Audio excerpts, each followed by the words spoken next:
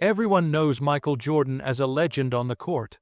But what you're about to hear has nothing to do with basketball. One quiet day, Jordan crossed paths with a homeless veteran that everyone else walked past. No cameras, no crowd, no headlines. What happened next didn't just change that man's life. It reveals the side of Michael Jordan the world almost never sees. Stay with me because this story will change how you see greatness forever. Stop. Just stop for a second, because the most powerful moments in life don't announce themselves.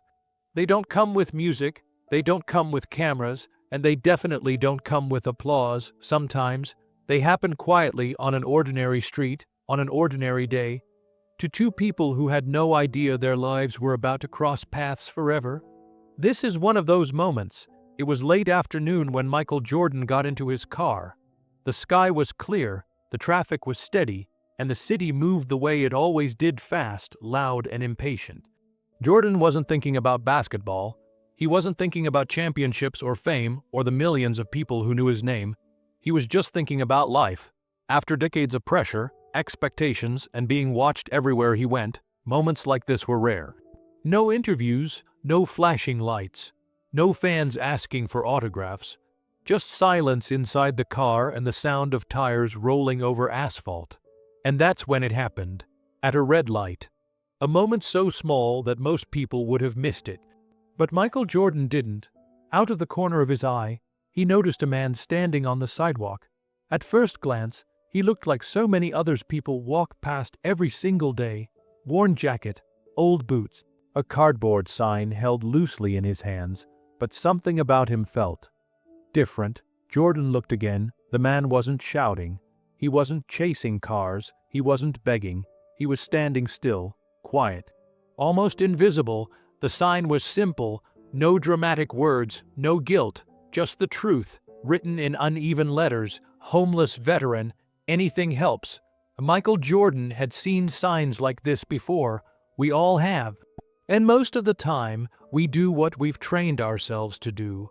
We look away, not because we're bad people, not because we don't care, but because caring feels heavy, and life already feels heavy enough. The light was still red. Jordan leaned back in his seat and stared straight ahead. For a second, he thought about driving off like everyone else. He thought about how busy the day had been, how tired he felt, how stopping would slow everything down. But then, he looked again, and this time their eyes met. Just for a second. But that second hit harder than any defender Jordan had ever faced. There was no desperation in the man's eyes. No anger, no bitterness. What Jordan saw instead was something unexpected. Pride, the quiet kind, the kind that doesn't ask for pity, the kind that says, "I've been through hell, and I'm still standing." Jordan noticed how the man stood. His shoulders were straight. His chin was lifted just enough. This wasn't someone who had given up on life. This was someone life had given up on. The traffic light turned green. Horns started blaring behind him. People were in a rush, they always were. Everyone had somewhere to go, somewhere important, somewhere that couldn't wait. Michael Jordan didn't move, not yet. For the first time in a long time, the world slowed down. Jordan's hands tightened slightly on the steering wheel. He felt something unfamiliar, not fear, not pressure, but responsibility. A quiet voice inside him asked a simple question: what if I don't look away this time? That question changed everything. Michael Jordan eased his car to the side of the road. Just like that. No grand decision, no announcement, just a choice. He turned off the engine and sat there for a moment. The city noise rushed back in cars passing, distant sirens, footsteps on concrete. The veteran stood only a few feet away now, unaware of who was sitting in that car. To him, it was just another vehicle. To Jordan, it felt like standing at the free throw line with the game on the line, except this time, the stakes weren't a championship, they were human. Jordan opened the door and stepped out, no suit. No spotlight, no security, just a man walking toward another man. The veteran noticed him approaching and stiffened slightly. Years on the street teach you to be alert, to expect nothing, to trust carefully. Jordan stopped a few feet away. "Hey," he said calmly, just one word. But sometimes that's all it takes. The veteran looked up. Their eyes met again. He nodded slightly. How you doing today? Jordan asked. Not what happened to you, not why are you here. Just, how are you doing? The man hesitated for a second. Then he gave a small, tired smile. I've had better days, he said, but I'm still here. Those words landed hard. Jordan nodded slowly. You served? He asked, glancing at the sign. The man straightened instinctively. Yes, sir, he replied. Army. That single word army carried years of sacrifice inside it. Early mornings, orders followed without question. Friends made and lost. A life once filled with purpose. Jordan felt a tightness in his chest. Here stood a man who once wore a uniform, who once stood ready to protect others, now standing on a street corner, unseen by most of the world. The contrast was impossible to ignore. Jordan glanced around, people walked by, cars passed, no one stopped, no one slowed down, life continued indifferent as ever. And in that moment, Michael Jordan understood something deeply important. Fame doesn't make you great. Money doesn't make you great. Talent doesn't make you great. What makes you great is what you do when no one is watching. Jordan took a breath. This wasn't just about giving money. This wasn't just about helping for a moment. This was about seeing someone, really seeing them, and Michael Jordan had already made up his mind. This wasn't going to be a drive. By act of kindness, this was going to be something more, something real. Something that would change both of them in ways neither could yet imagine. And that was only the beginning. Sometimes, the loudest moments in life happen without a single word being spoken. No speeches. No music, no drama, just a look. Michael Jordan had faced pressure his entire life. Final seconds, game on the line, thousands of people screaming, cameras flashing from every angle, but none of that prepared him for this. Because this pressure was different. This pressure came from eye contact. As Jordan stood there on the sidewalk, the city noise faded into the background, cars passed, people walked by, somewhere a siren wailed and disappeared into the distance. But right here, right now, it was just two men standing a few feet apart. And that look did something to him. The veteran's eyes weren't angry, they weren't broken. They were tired but steady. The kind of eyes that had seen things no highlight reel could ever capture. The kind of eyes that carried memories heavy enough to bend a person, yet somehow hadn't. Jordan noticed something strange. The man wasn't looking at him the way people usually did. There was no recognition, no excitement, no shock. The veteran didn't see Michael Jordan. He just saw a man who had stopped, and somehow that made the moment even heavier. Jordan shifted his weight slightly, unsure why his chest felt tight. He'd shaken hands with presidents. He'd stood on the world's biggest stages. But here, on a cracked sidewalk, he felt something new. Vulnerable, because this man's gaze wasn't asking for anything. It was simply present. The veteran adjusted his grip on the cardboard sign. His fingers were rough, cracked from cold and time. The edges of the sign were worn, folded too many times to count. Jordan's eyes moved back to the words, homeless veteran. Just two words, but they carried a lifetime inside them. Jordan thought about discipline, about sacrifice, about being pushed beyond limits. He thought about all the times people praised him for his work ethic, his toughness, his ability to endure pain. And then he thought, what about him? This man had trained too. He had followed orders too. He had sacrificed too, but where were the cheers? Jordan glanced down at the man's boots, scuffed, heavy, military, issued, or at least they once had been. The laces were frayed but tied carefully. That detail hit Jordan harder than he expected. This man still cared, still had pride, still tried. Life hadn't crushed him, it had simply forgotten him. Jordan cleared his throat. What was your unit? He asked. The veteran blinked, surprised by the question. Infantry, he replied, a long time ago. The way he said it a long time ago made it sound like another lifetime. Jordan nodded slowly. He didn't rush to speak. He let silence exist. And in that silence, something powerful happened. The veteran relaxed, just a little, because when someone listens without interrupting, without pity, without judgment, it creates space. Space to breathe, space to remember who you used to be. Jordan noticed the man's posture again. Straight, balanced, trained. This wasn't someone who had lived his whole life on the streets.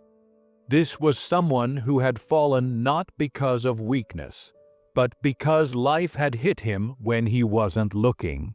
And suddenly, Jordan felt uncomfortable, not because of the man, but because of himself. He thought about his car parked just a few feet away, clean, comfortable, safe. He thought about the house he'd be returning to, the food in his refrigerator, the warmth waiting for him, and then he looked back at the veteran, standing in the same spot, every day, watching life pass by. Jordan swallowed. This wasn't about money. This was about contrast. The veteran noticed Jordan's hesitation and gave a small shrug. "I know people don't like stopping," he said quietly. "It's okay, I get it." Those words cut deep because he did get it. He understood the world had moved on without him. Jordan shook his head. "I don't mind stopping," he said. "I just wanted to talk." The veteran smiled faintly, not a big smile, just enough to show appreciation. "Not many do," he replied. That's when Jordan realized something terrifying. Ignoring someone doesn't just hurt them, it teaches them to expect it. And that realization hit harder than any loss Jordan had ever taken on the court. Jordan took a breath and asked, "How long you been out here?" The veteran looked away briefly, then back, "Longer than I planned." Jordan nodded. He didn't ask why, he didn't ask how, because some stories don't need to be forced out. They need to be invited. Jordan glanced around again. People were still walking past. Some glanced over quickly, then looked away. Others didn't look at all. The world was doing what it always did. And in that moment, Jordan felt something shift inside him. A quiet responsibility. A sense that this wasn't an accident. That this wasn't just coincidence. He thought about all the times he'd heard people say, "Be in the right place at the right time." What if this was one of those times? Jordan looked back at the veteran and noticed a small scar near his temple. Faded, old. A reminder that this man had once stood in places far more dangerous than this street corner. Jordan's voice softened. "You got family around here?" The veteran hesitated. "Not anymore," he said, lost touch. Another pause, another weight added to the moment. Jordan nodded slowly. He could feel the conversation reaching a turning point.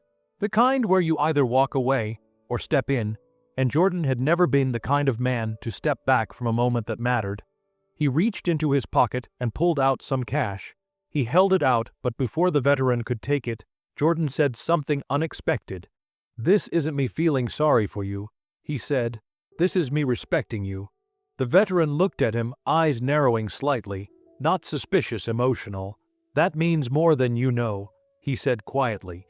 Their hands touched briefly as the veteran accepted the money, and in that small exchange, something powerful passed between them. Not charity, not pity, recognition. Jordan stood there for a second longer than necessary. He knew he could leave now.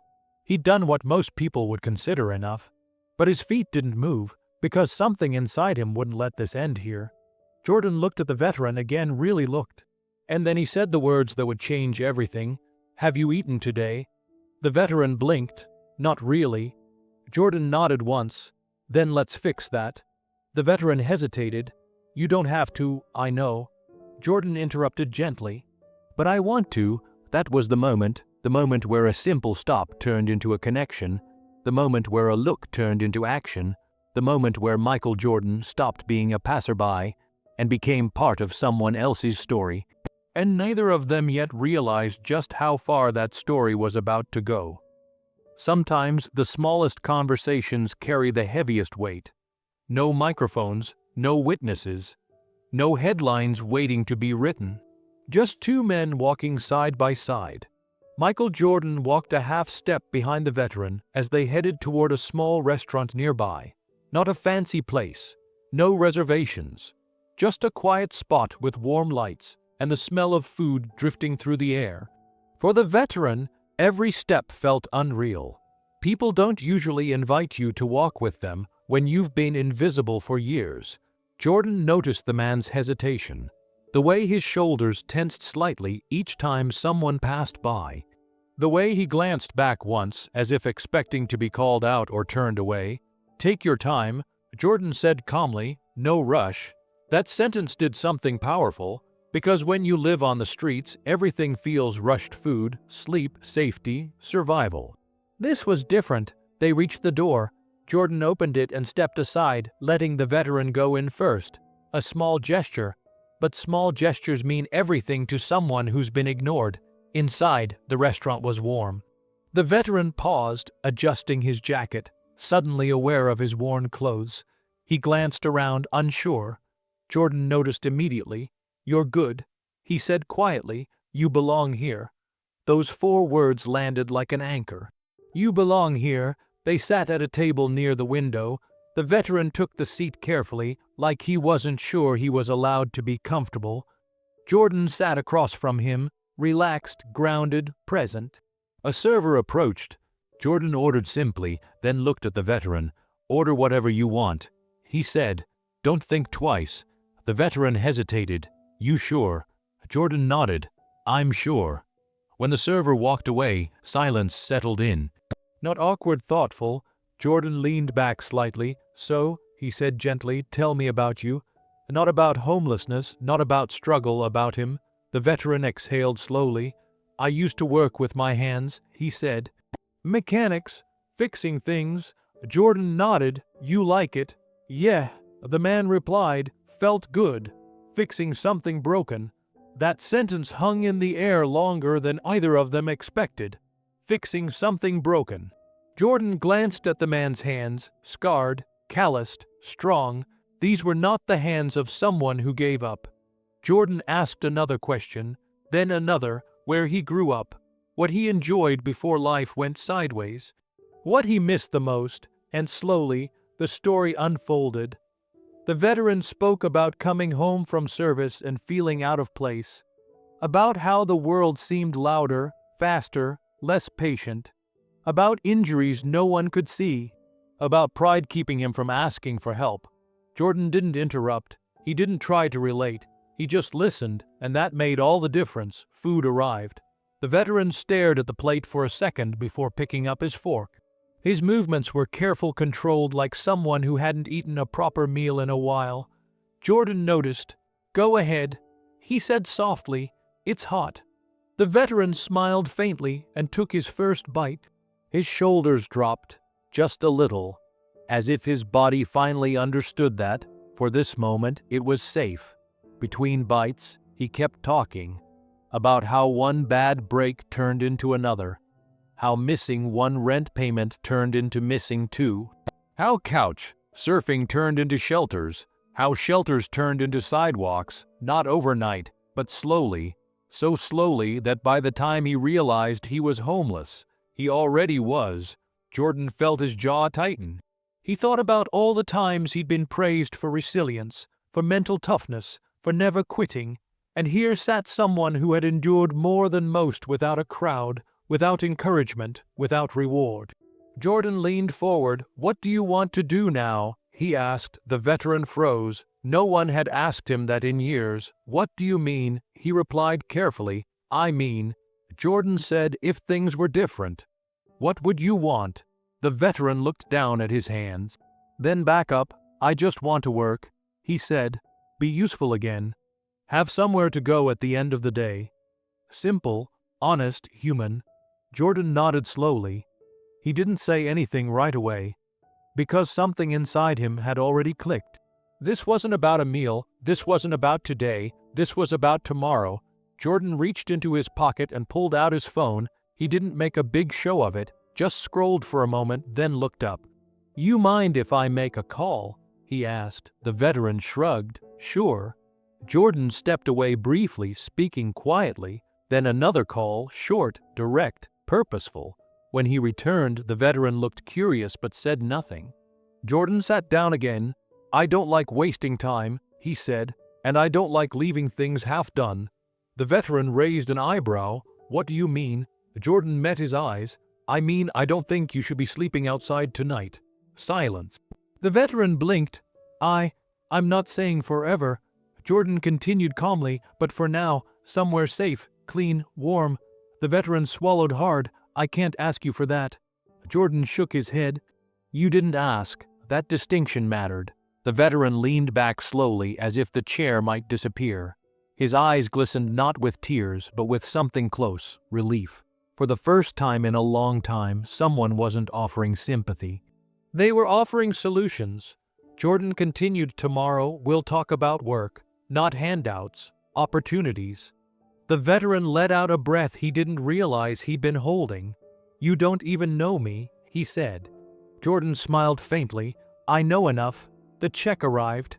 Jordan paid without looking at the total. As they stood up to leave, the veteran paused near the door. He turned to Jordan. Why are you doing this? He asked. Jordan thought for a moment. Then he answered honestly, because someone once believed in me, he said, and it changed everything. They stepped back outside. The street looked the same. The traffic sounded the same. But for one man, the world had already begun to shift. This conversation, this quiet, ordinary conversation, had done something extraordinary. It reminded someone who had been forgotten that he still mattered, and reminded a legend that his greatest impact wouldn't be measured in points, but in people. And this story, it was only getting started. Some decisions are loud. They come with announcements, applause, and witnesses. But the most important ones, they happen quietly, inside the mind, inside the heart. Michael Jordan didn't say much as they walked back down the street. The veteran walked beside him, still holding the warmth of the meal, still unsure if what just happened was real or temporary. Jordan, on the other hand, was deep in thought, not about what he had done, but about what he couldn't stop thinking about. Every step echoed with questions Jordan had never asked himself before. How many people had he passed like this? How many moments had he missed because life felt too busy? How many stories ended before they ever began, simply because no one stopped? He had spent his entire life being told to focus, to lock in, to ignore distractions, to keep moving forward. That mindset had made him a champion, but standing here now, Jordan realized something uncomfortable. That same focus had also made it easier to overlook moments that didn't demand attention. The veteran broke the silence. You didn't have to do all that, he said quietly. Most people don't even look. Jordan nodded but didn't answer right away, because he wasn't sure how to explain what he was feeling. This wasn't charity, this wasn't guilt. This was recognition. Jordan stopped walking, the veteran stopped too. Cars passed behind them. The city kept moving, unaware that something important was happening on the sidewalk. Jordan turned slightly toward him. You know, he said slowly, people used to tell me I was obsessed. The veteran looked confused. Obsessed? With winning? Jordan continued, with being the best, with pushing past pain. The veteran gave a small smile. Seems like it worked. Jordan smiled back, but it faded quickly. Yeah, he said, but winning comes with noise, cheering, validation. He paused. You don't get that. The words weren't dramatic, they were true. And truth hits harder when it's quiet. Jordan looked at the veteran again, really looked. Not as a stranger, not as a problem, but as a man who had once woken up every day with purpose. And that's when the realization hit him. Like a slow, steady wave, this man didn't need saving, he needed support, he didn't need pity, he needed opportunity. Jordan felt a tightness in his chest, not sadness, responsibility, because once you truly see someone, you can't unsee them. Jordan thought about discipline again, about structure, about routine, the things he had built his life on. Then he thought about how quickly those things disappear when life knocks you off balance, and how hard it is to rebuild them alone. He remembered teammates who struggled after retirement, men who lost their identity when the game ended, and suddenly, this veteran's story felt closer than he expected. Different paths, same fall, different uniforms. Same silence afterward. Jordan inhaled slowly. This isn't just about tonight, he said finally. The veteran glanced at him, cautious. What do you mean? Jordan chose his words carefully. I've learned something over the years, he said. Temporary fixes don't last. Structure does. The veteran nodded, not fully understanding, but listening. Jordan continued, you had structure once. Purpose. A reason to wake up. The veteran's jaw tightened slightly. Yeah, he said, I did. And you deserve that again. That was it. That was the moment. The moment Michael Jordan crossed an invisible line from helping to committing. Jordan pulled out his phone again, not to call anyone this time, but to check something. Notes, contacts, reminders. His world was full of resources. He had just never needed to use them like this. Until now. You said you worked with mechanics. Jordan said casually. Yeah. The veteran replied. Years ago, skills don't disappear. Jordan said, they wait. The veteran let out a quiet breath. Life doesn't really give you time to wait. Jordan looked at him. Then we won't wait. They reached Jordan's car. The veteran stopped a few steps back, unsure. Jordan unlocked the door. You coming? He asked. The veteran hesitated.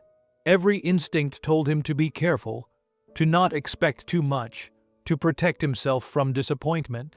Jordan saw it on his face. This isn't a handout, Jordan said calmly. It's a ride. The veteran nodded slowly and got in. As they drove, the city passed by outside the window. Familiar streets looked different when viewed from a seat instead of a sidewalk. Jordan drove in silence for a while. Then he said, you know what the hardest part of success is. The veteran shook his head. People assume it makes you different. Jordan said, like you stop being human. He paused. But moments like this remind me, we're all closer than we think. They stopped at a modest building, clean, simple, safe. Jordan parked and stepped out. This isn't permanent, he said as they walked toward the entrance. But it's a start. The veteran stared at the building like it might vanish. You're serious? Jordan nodded, very. Inside, the air smelled clean, quiet, calm. The veteran stood still for a moment, taking it all in. A roof, a door that locked, a place to breathe.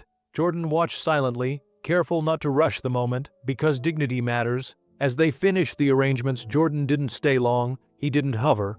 He didn't turn it into a speech. Before leaving, he turned back. Tomorrow, he said, we talk about what's next. The veteran nodded, voice thick. Thank you. Jordan paused at the door. No, he said gently. This isn't the end. It's the beginning. As Jordan walked back to his car, something inside him felt lighter but heavier at the same time. Lighter because he'd done something right. Heavier because he realized how much more there was to do. He sat behind the wheel, hands resting quietly, and for the first time in a long time, Michael Jordan wasn't thinking about legacy in terms of trophies. He was thinking about impact, because greatness isn't about how high you climb. It's about how many people you're willing to lift once you're there, and this realization, it changed the way he would see the world forever. Trust doesn't disappear all at once, it fades slowly, one broken promise at a time. One ignored glance at a time, one closed door after another. For the veteran, trust wasn't something he gave freely anymore. It had been worn down by years of disappointment, polite rejection, and silence that screamed louder than words ever could. So even now, standing inside a clean, quiet room with a bed, a chair, and walls that felt solid, a part of him refused to relax. Because life had taught him something brutal, good moments don't last. He stood near the doorway, unsure if he should sit, unsure if he should unpack the small bag he carried everywhere. His eyes moved slowly across the room, memorizing details like someone afraid they might disappear. A real bed, a lamp, a window that closed, it felt unreal. Michael Jordan noticed. He didn't rush him, he didn't fill the silence, he didn't say, relax. Instead, he said something far more powerful. You're safe here. 3 words. But safety isn't just about walls. It's about believing they won't be taken away. The veteran nodded, but his shoulders stayed tense. Jordan understood immediately. This wasn't gratitude. This was fear, fear of hope, Because hope is dangerous when you've been disappointed too many times. Jordan leaned casually against the wall. You don't owe me anything, he said calmly. No speeches, no promises. The veteran looked at him. That's not how it usually works. Jordan raised an eyebrow. How does it usually work? The veteran hesitated. People help until it gets inconvenient.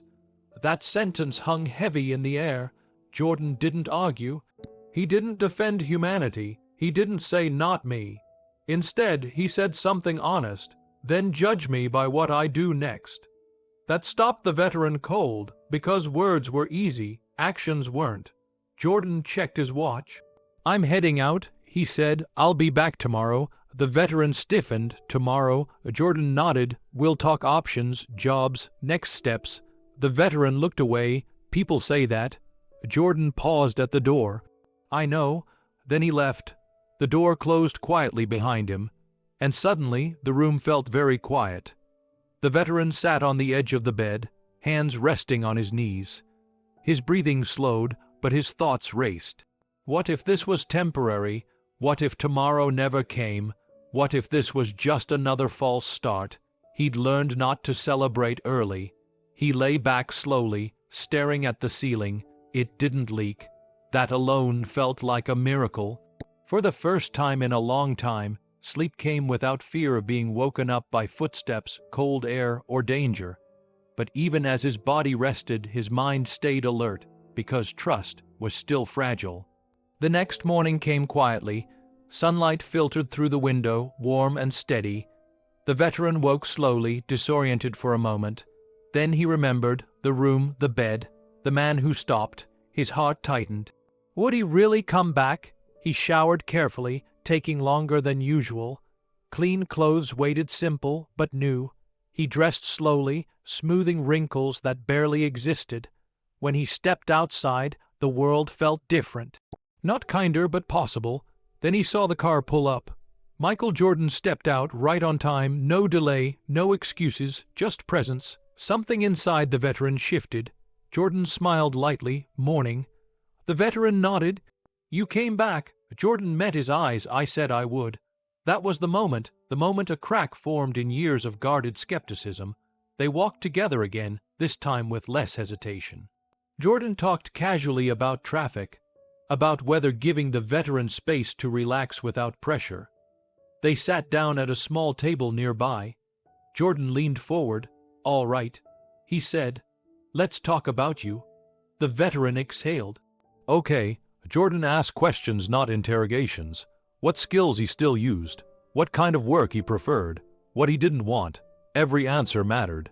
Jordan listened carefully, occasionally nodding, occasionally asking for clarity. At one point, the veteran stopped himself. You don't have to do all this, he said. Jordan looked up. This is the most important part.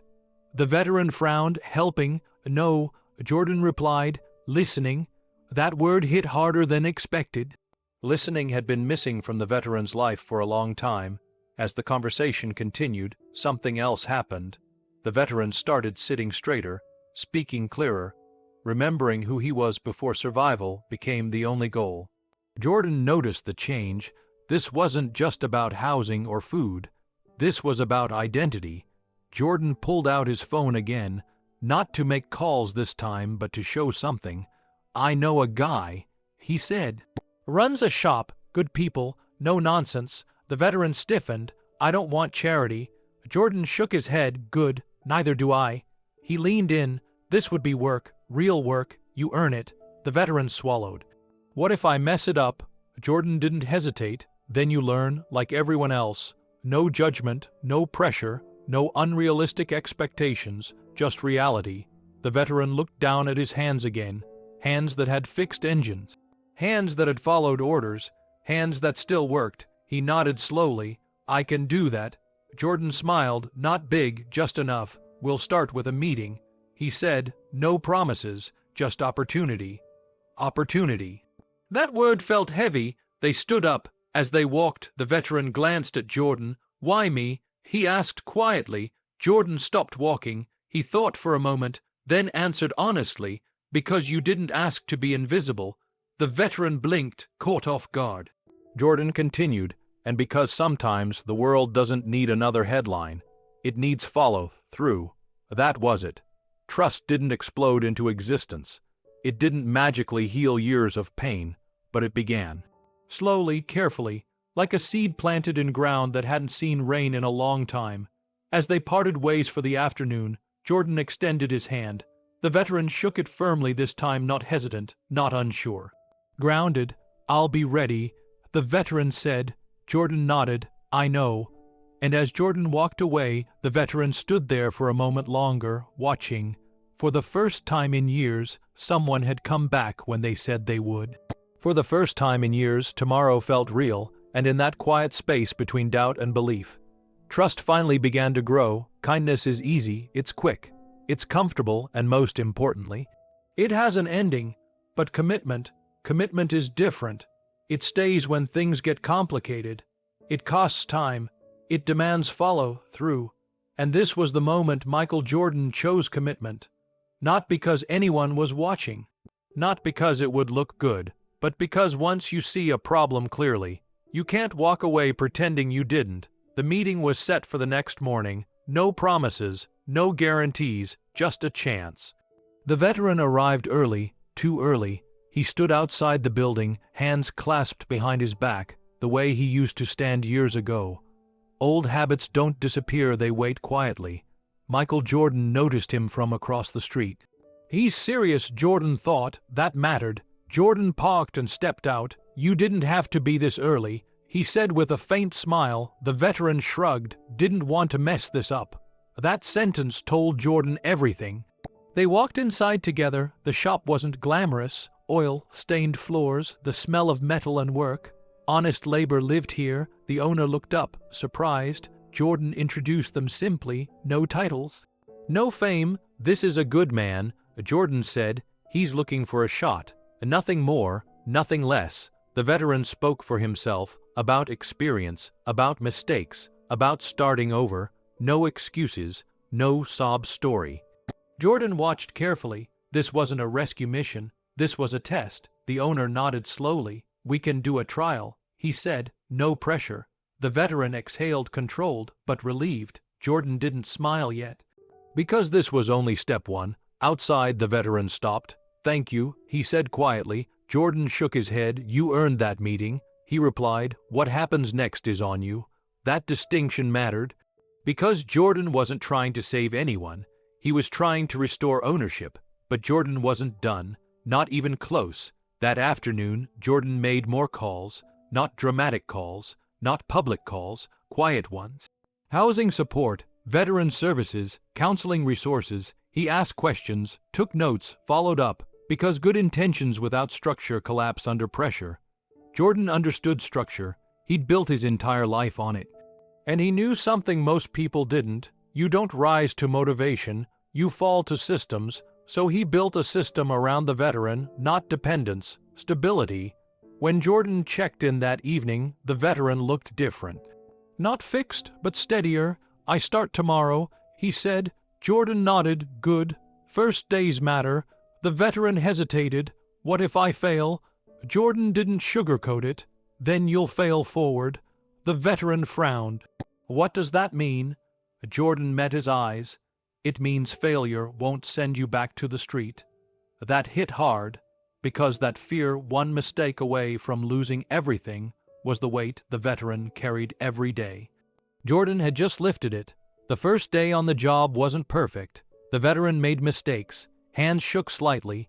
Doubt crept in, but he didn't quit, because someone believed he wouldn't. Jordan didn't hover. Didn't micromanage, didn't interfere. He respected the process. A week passed, then two. The veteran received his first paycheck. He held it for a long moment before cashing it. Money isn't just money when you've had none. It's proof that you exist again.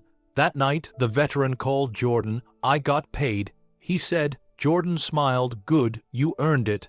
Silence followed, then the veteran spoke again. "I forgot what this feels like." Jordan knew exactly what he meant. Purpose. But here's where the story goes deeper. Because Jordan noticed something most people would have missed. Success was bringing new fear. The fear of losing it. the veteran started pushing himself too hard. Skipping meals, sleeping less, afraid to slow down. Jordan caught it immediately. "You don't need to punish yourself to deserve stability," he said during a check-in. The veteran looked confused. "I just don't want it taken away." Jordan leaned forward. "This isn't borrowed." That sentence changed everything. Jordan helped him plan budgeting, saving, long-term housing, not lectures guidance, because Jordan understood pressure. He'd lived under it, and he knew how easily it could break someone without support. One evening, as they sat quietly, the veteran finally asked the question he'd been holding back. "Why are you still here?" he asked. Most people would have stopped already. Jordan took a long breath. "Because walking away now would turn this into charity," he said, "and I don't believe in halfway help." The veteran nodded slowly. That was it. Jordan wasn't invested in a moment. He was invested in an outcome. Months passed. The veteran moved into a small apartment, not fancy, but his. He hung his jacket on the back of a chair, cooked his own meals, paid his bills. Life wasn't perfect, but it was his again. One afternoon, he stood in front of a mirror, adjusting his collar before work, and for the first time in years, he recognized the man staring back. Later that day, he sent Jordan a message, "I don't need help anymore." Jordan replied with just 3 words, "That was the goal." Michael Jordan never shared this story publicly. No interviews, no headlines, no credit, because to him this wasn't legacy. This was responsibility. Greatness isn't proven when you're winning. It's proven when you choose to stay long after the applause would have faded.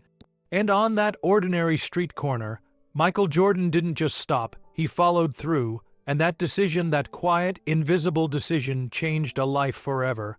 Rebuilding a life doesn't happen in one big moment. It happens quietly, in small decisions on ordinary days, and that's exactly how this story continued. There were no victory speeches, no dramatic turning points, no sudden miracles, just progress, slow, steady, earned. The veteran's mornings changed first. Instead of waking up cold and alert, listening for danger, he now woke up to an alarm clock. The sound startled him at first. He wasn't used to having somewhere to be. But soon, that sound became familiar, comforting even. It meant purpose. He would sit on the edge of the bed for a moment every morning, feet flat on the floor, breathing in the quiet, still amazed that the room was his, that the door locked, that no one would tell him to leave. Small things most people never think about, huge things to someone starting over. Work became routine, not easy but real. The shop was loud, demanding, honest. He made mistakes, got corrected, learned, improved, and every time he fixed something, something else inside him felt repaired too, because work does more than pay bills. It gives structure, it gives pride, it gives identity. Michael Jordan checked in occasionally, not every day, not constantly, enough to show support, not enough to create dependence. That balance mattered, because this wasn't about being rescued. It was about standing on your own again. Weeks turned into months. The veteran saved money carefully, budgeted every dollar, bought groceries instead of fast food, cooked meals instead of skipping them. He started sleeping through the night, really sleeping, no sudden wake-ups, no fear, no need to keep one eye open. His posture changed, shoulders back, head up. People noticed. Coworkers started asking questions, making jokes, inviting him to lunch. At first he declined. Old habits don't disappear easily, but one day he said yes, and that yes mattered, because isolation had been one of the hardest parts of homelessness. Being surrounded by people, yet feeling completely alone. Slowly that loneliness faded, not completely, but enough. Then came something unexpected, a phone call, a number he almost didn't recognize. Family, someone he hadn't spoken to in years. He stared at the phone for a long moment before answering. The conversation was awkward, careful, emotional, no blame, no accusations. Just two people realizing time had passed. And maybe it was okay to talk again. That call didn't fix everything, but it reopened a door he thought was permanently closed. Later that night, He sat quietly and thought about how close he had come to disappearing completely. Not physically, emotionally, and that realization shook him, because rebuilding a life also means facing how easily it could have ended. Michael Jordan knew this part mattered, not the success, but the stability.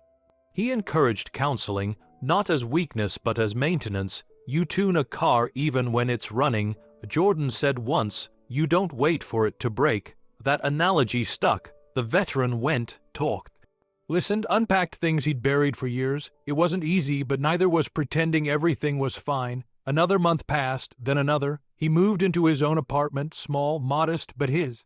The first night there, he sat on the floor with a plate of food and laughed quietly to himself.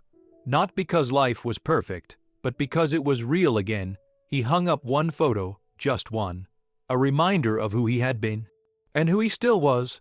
Michael Jordan visited once, briefly, looked around, nodded. You did this, Jordan said. The veteran shook his head. You helped. Jordan smiled slightly. I opened a door, you walked through it.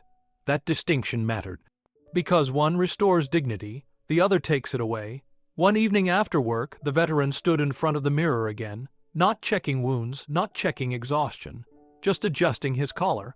He barely recognized the man staring back, not because he looked different, but because he felt different, stronger, calmer, present. He sent Jordan a message later that night. Today was a good day. Jordan replied simply, good days add up, and they did. There were still bad days, days where doubt crept in, days where old memories resurfaced, days where he wondered if this was temporary, but now those days didn't control him. Because he had tools, support, and proof that he wasn't invisible anymore. One afternoon, as he walked home from work, he passed the same street corner where everything had begun. Someone else stood there now. Holding a sign, he slowed down, stopped, reached into his pocket. But this time he didn't just give money, he gave time, a few words, a look that said, I see you. And in that moment, the circle completed itself. Because healing doesn't just restore a person, it multiplies impact. Michael Jordan never asked for updates, but he noticed something important. The veteran stopped calling for help. He started calling to share. That shift meant everything, because independence isn't silence. It's confidence. Months later, the veteran received a promotion, more responsibility, more trust, more proof that the past didn't define the future. That night, he sat alone in his apartment and let the moment sink in, not dramatic, just quiet gratitude, because life doesn't need to be loud to be meaningful, and neither does greatness.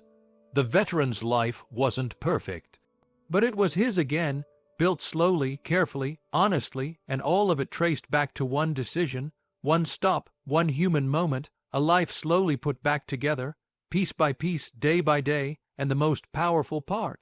No one was cheering, no one was watching, which meant it was real. The world knows Michael Jordan. They know the highlights, the championships, the clenched jaw, the final shot. They know the roar of the crowd and the number on his back. But the world only knows the version that played under bright lights. This story, this version of Michael Jordan, existed in the shadows. No cameras, no interviews, no press release. And that's exactly why it mattered. Most people think greatness announces itself, that it needs witnesses, that it needs proof, but real greatness, it moves quietly. Michael Jordan never told anyone about the veteran, not teammates, not friends, not reporters. There was no social media post, no inspirational quote attached. In fact, if you asked him about it, he would have changed the subject, because to Jordan, this wasn't a story. It was just something that needed to be done. And that difference matters. The world loves heroes who perform kindness on a stage.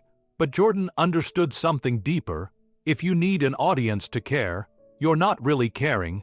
This wasn't about image. It was about integrity.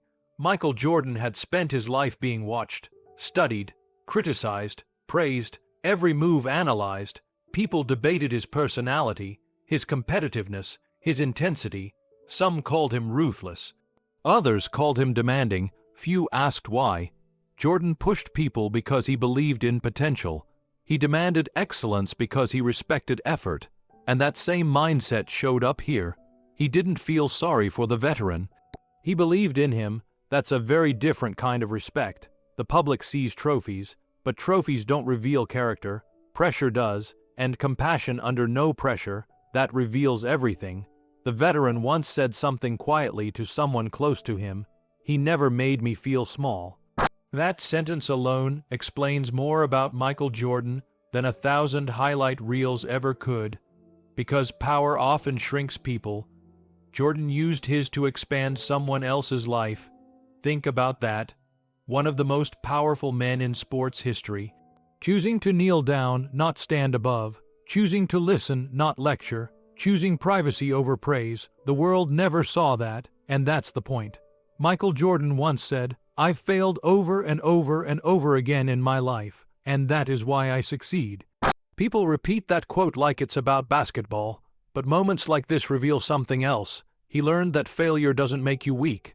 Being unseen does. The veteran didn't need motivation. He needed acknowledgement.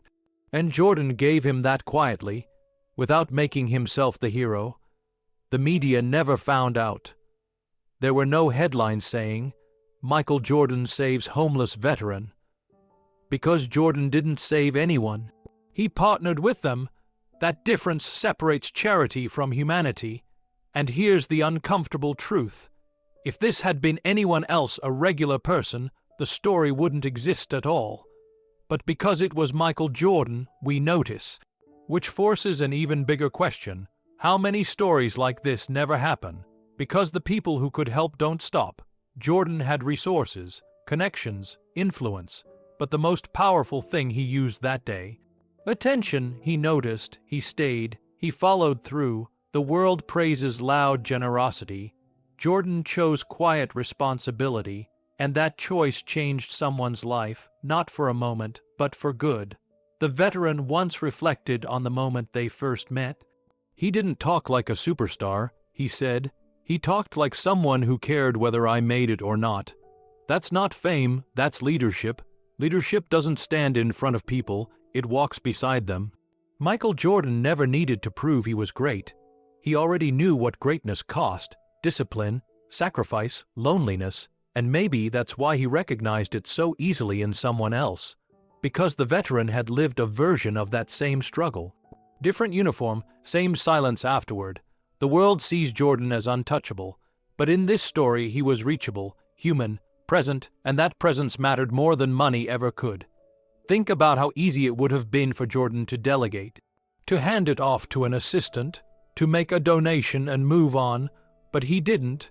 He stayed involved, because systems matter, but people matter more. The veteran didn't need a savior.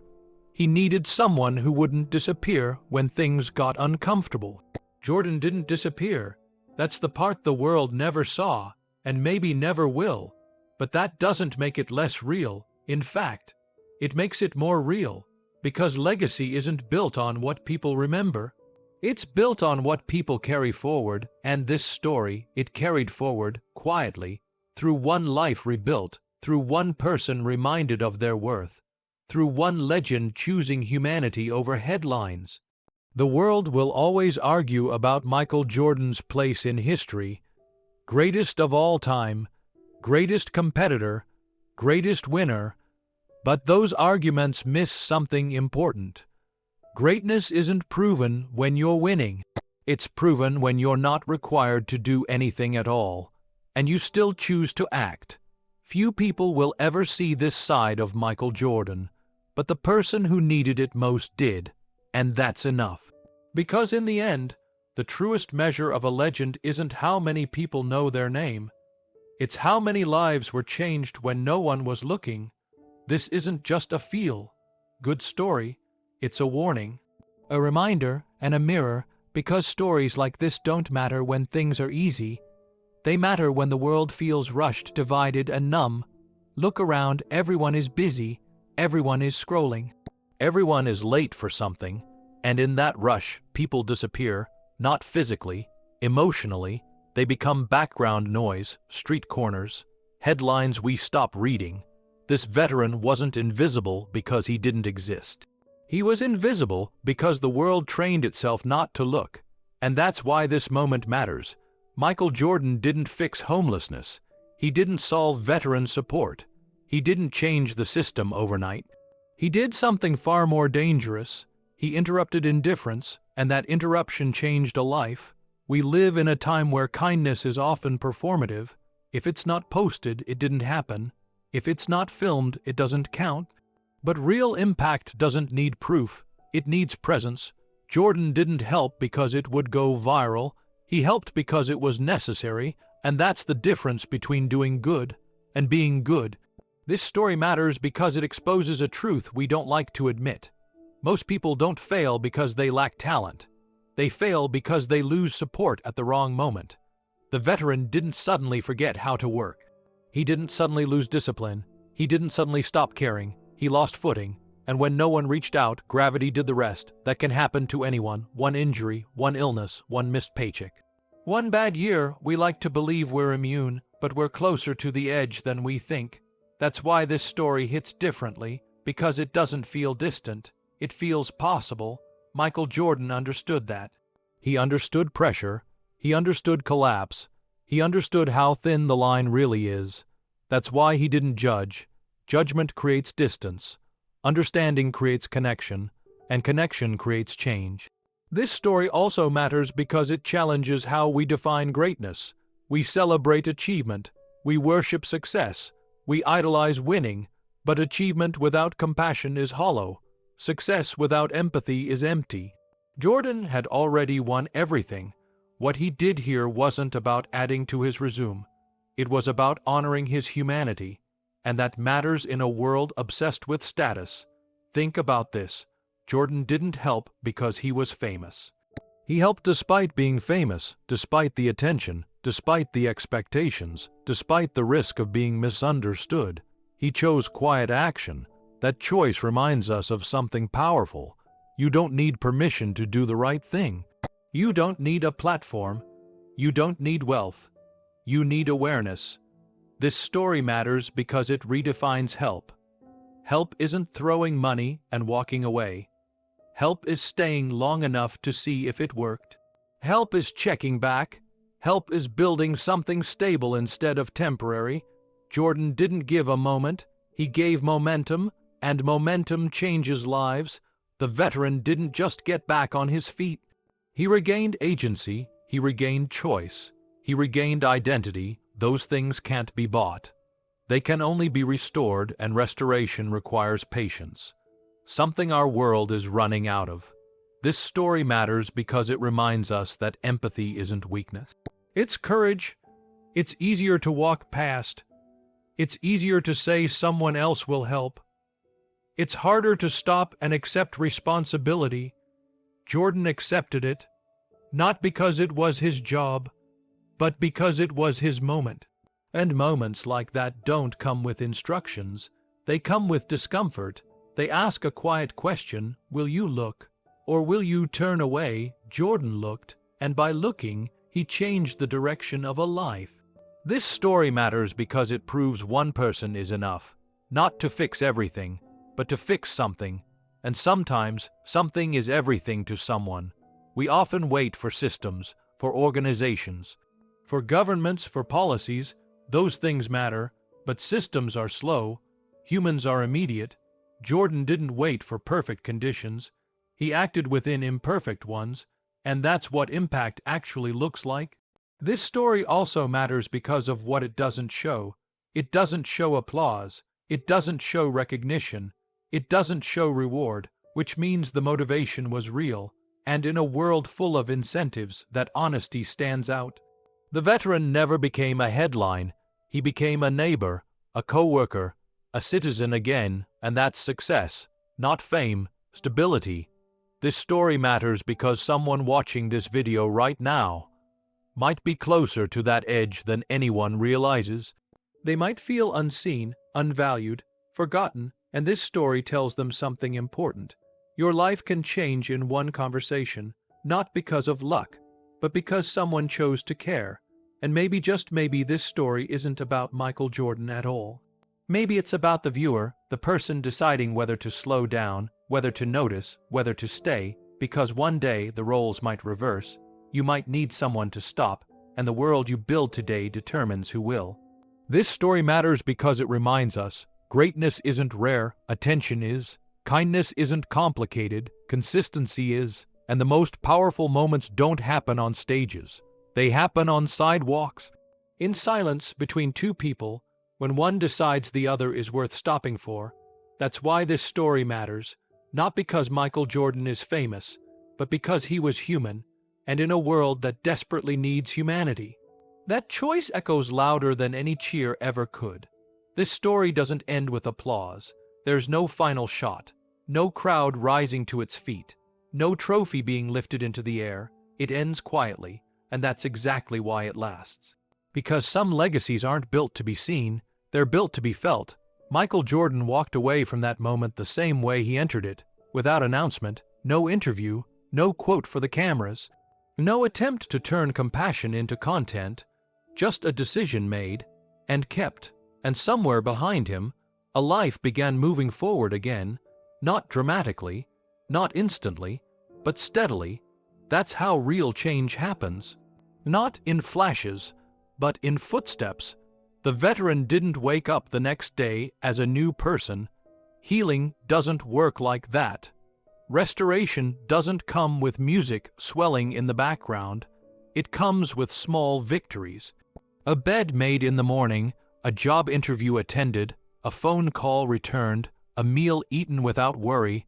Those moments don't trend, but they build something stronger than attention. They build stability. Michael Jordan didn't rewrite history that day. He redirected a future, and that's a different kind of power. The world will always measure Jordan by numbers: 6 championships, 5 MVP, countless records. But numbers can't measure moments like this. They can't measure what it feels like to be seen when you've been invisible. They can't measure dignity restored.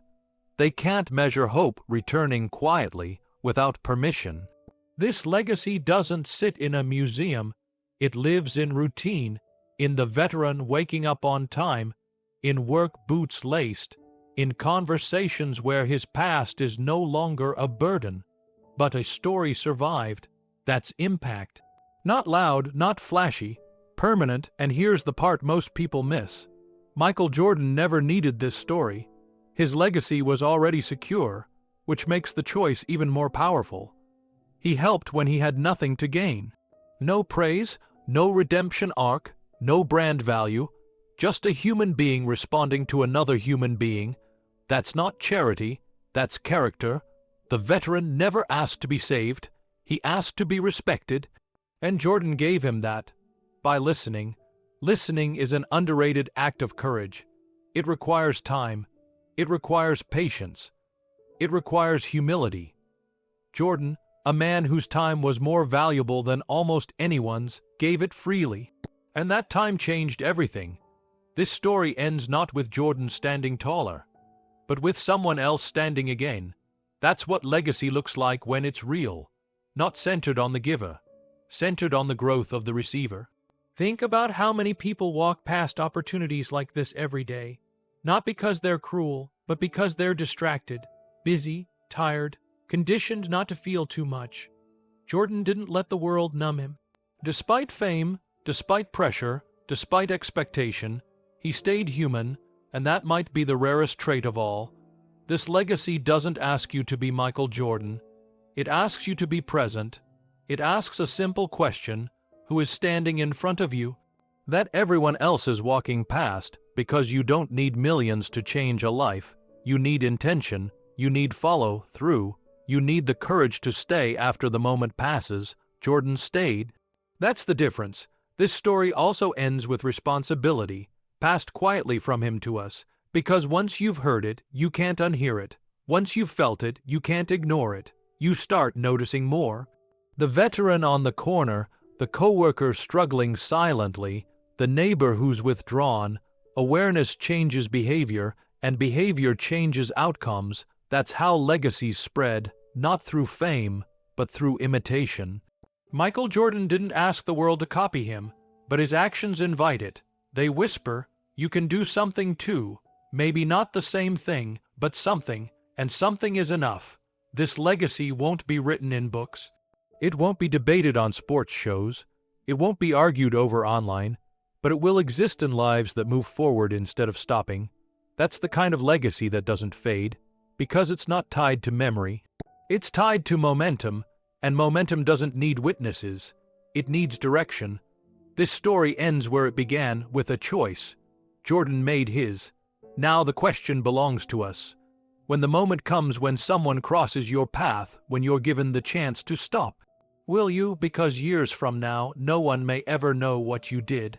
There may be no story, no video, no proof, but someone's life may quietly continue because you chose to act, and that is the kind of legacy worth leaving. Not the one people applaud, the one people live.